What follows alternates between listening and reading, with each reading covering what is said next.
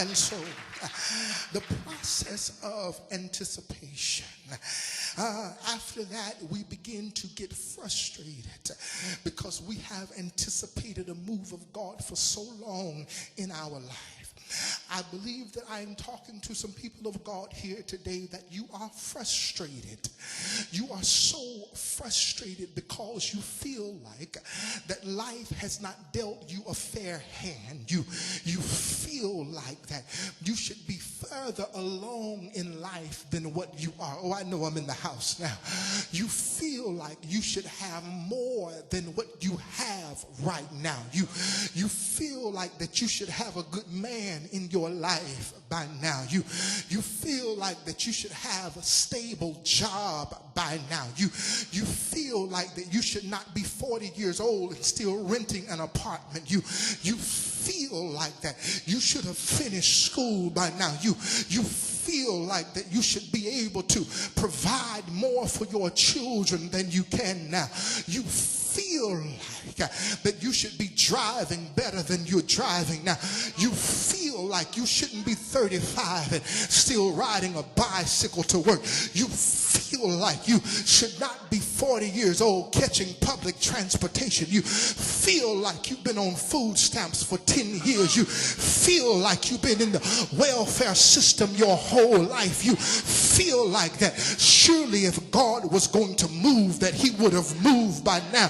Oh, but I come to tell you, baby, hold on just a little while longer, because he that shall come, he will come. My God is not a God that he should lie, neither is he the Son of Man that he should repent.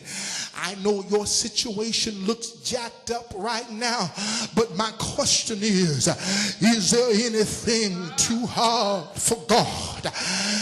The same God that said, let there be light, and we still have light.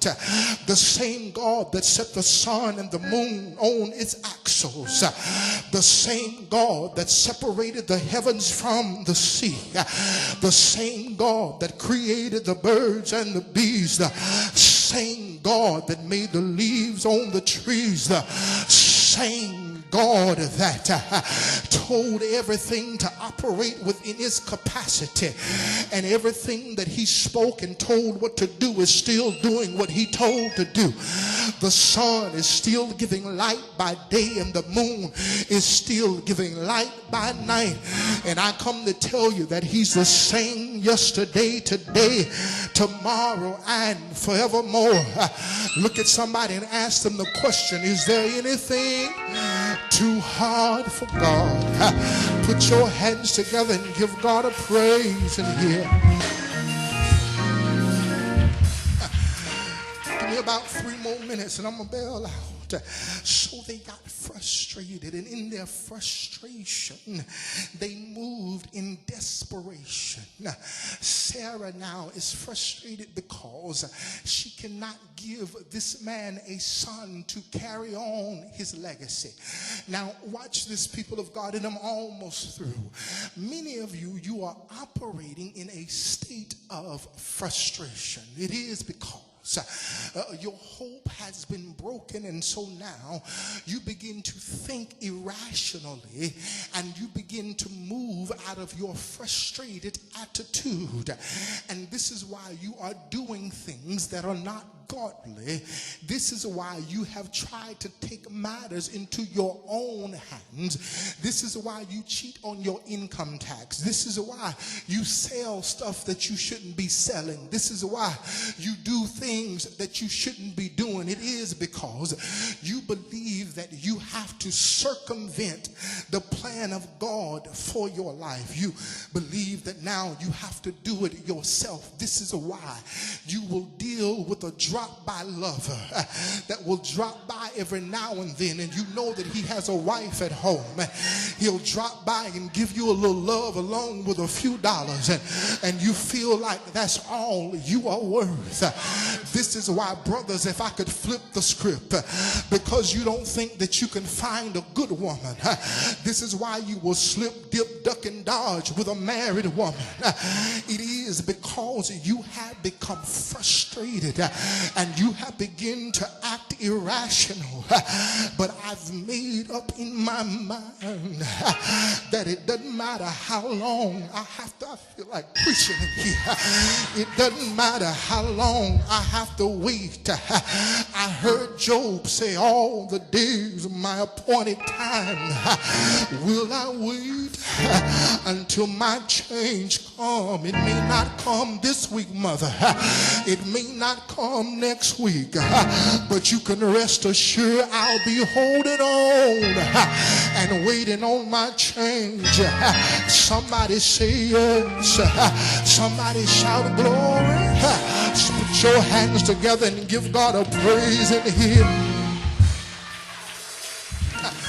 And so out of Sarah's frustration, Sarah calls her husband Abraham in, and she says to him that I have a handmaiden by the name of Hagar.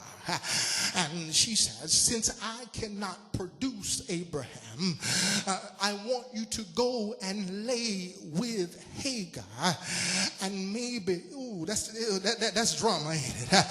And maybe she can give you a son. She was so frustrated that she felt like she had to help God. Now, let me paint the picture for you here. First of all, you're not going to see that in 2010. Let's go and deal with that now. But notice the pressure that she had to be under. In that particular day and time, if a woman could not give a man a son, it was a shame and an embarrassment for her. Now, check this out. Can you imagine how she felt every night, Abraham coming into the tent and nothing happening? Can you imagine how much pressure she was under, seeing the disappointment in his face every time nothing would come to pass? Can you imagine the scrutiny that she was under by all of the people in the city because she could not give this man a son? Can you imagine the pressure that she was under watching the other fathers teach their boys how to hunt and how to tend the land?